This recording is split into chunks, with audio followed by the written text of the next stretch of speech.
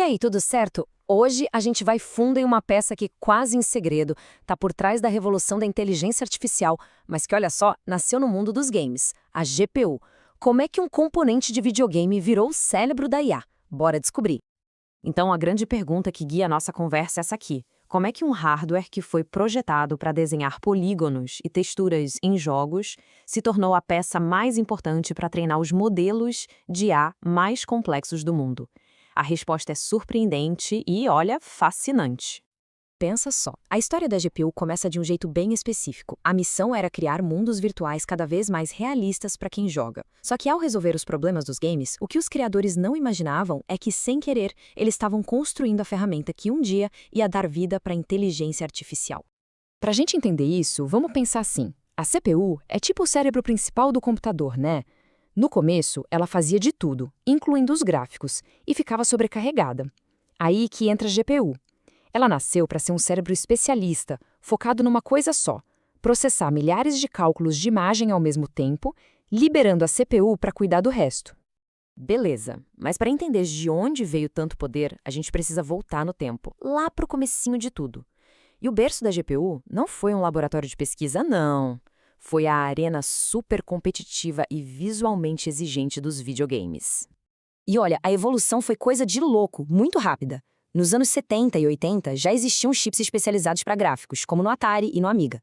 Mas o jogo virou de verdade em 95 com a 3DFX Voodoo, a placa que todo gamer da época sonhava em ter. Só que o momento que mudou tudo foi em 99. A Nvidia não só lançou a GeForce 256, mas teve a sacada de chamar ela de GPU. Eles criaram uma categoria, declarando que aquilo era um novo tipo de processador.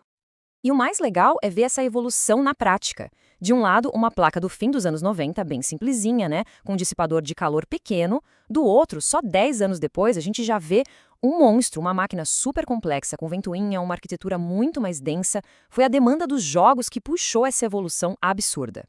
Então, qual foi a grande sacada da GeForce 256? Ela pegou as tarefas mais pesadas dos gráficos 3D, tipo calcular o formato dos objetos e como a luz bate neles, e trouxe tudo para dentro do próprio chip. Com isso, ela deixou de ser só uma ajudante da CPU e virou, de fato, um segundo cérebro ali, um coprocessador de verdade. E é aqui que a gente chega no verdadeiro superpoder da GPU, o que permitiu que ela fosse muito além dos games.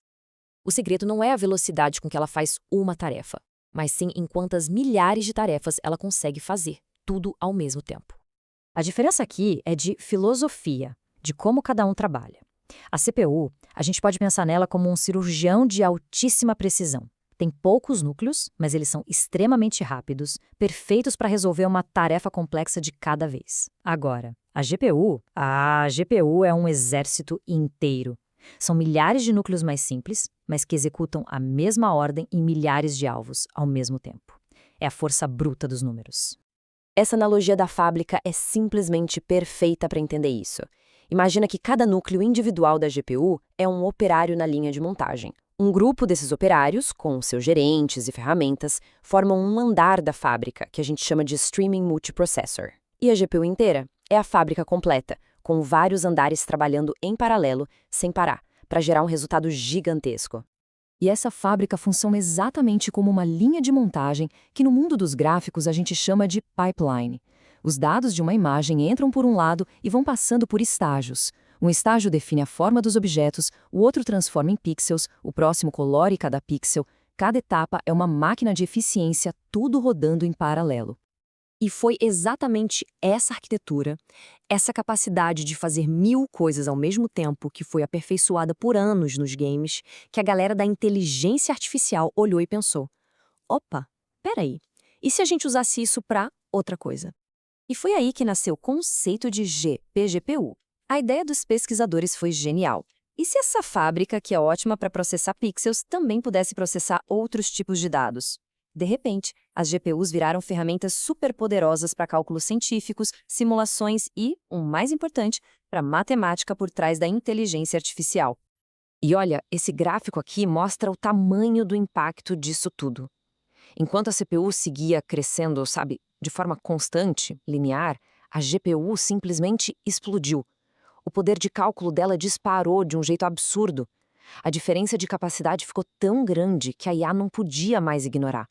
E esse aqui foi um momento chave, um ponto de virada. Pioneiros da IA, como o Andrew Ng, sacaram que a plataforma de programação da NVIDIA, o CUDA, podia ser a chave para treinar redes neurais numa escala que ninguém nunca tinha imaginado. Eles viram o potencial daquela fábrica da GPU. Mas por que funciona tão bem? Bom, porque no fundo, uma rede neural é tipo uma lasanha de matemática. Isso mesmo, são camadas e mais camadas de multiplicações de matrizes, que são tarefas simples e bem repetitivas.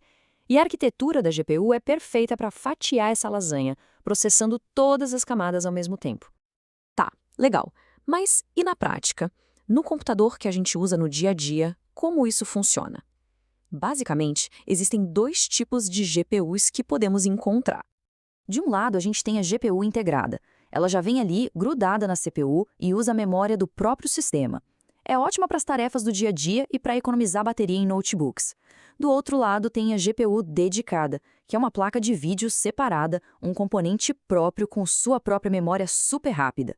Ela gasta mais energia e custa mais, mas é ela que permite rodar jogos no máximo ou treinar um modelo de IA. E olha só como é uma GPU dedicada na vida real. Isso aí é praticamente um computador dentro do computador. Repara no tamanho do sistema de refrigeração e nas conexões de energia próprias. Todo esse aparato existe para alimentar e manter fria a fábrica de processamento gigantesca que tem ali dentro. E olhando para frente, parece que o domínio das GPUs está longe de acabar. Mas é claro, com tanto poder, vêm desafios de engenharia enormes que precisam ser resolvidos. E os desafios são gigantescos. O primeiro é a energia. Essas fábricas consomem uma quantidade absurda de eletricidade. O segundo é a logística. Como você alimenta milhares de operários com dados na velocidade certa sem criar um engarrafamento. E por último, a usabilidade. Tornar essas máquinas super complexas mais fáceis de programar, para que mais gente possa criar coisas novas com elas. E tudo isso nos deixa com uma grande questão para o futuro, né? Será que a GPU, que começou lá nos games, vai virar o novo centro do computador e a CPU vai ser só uma coadjuvante? Ou será que a gente vai ver uma fusão dos dois, criando um superprocessador híbrido que une o melhor de cada mundo? A resposta? Bom, a resposta vai definir como serão os computadores da próxima geração.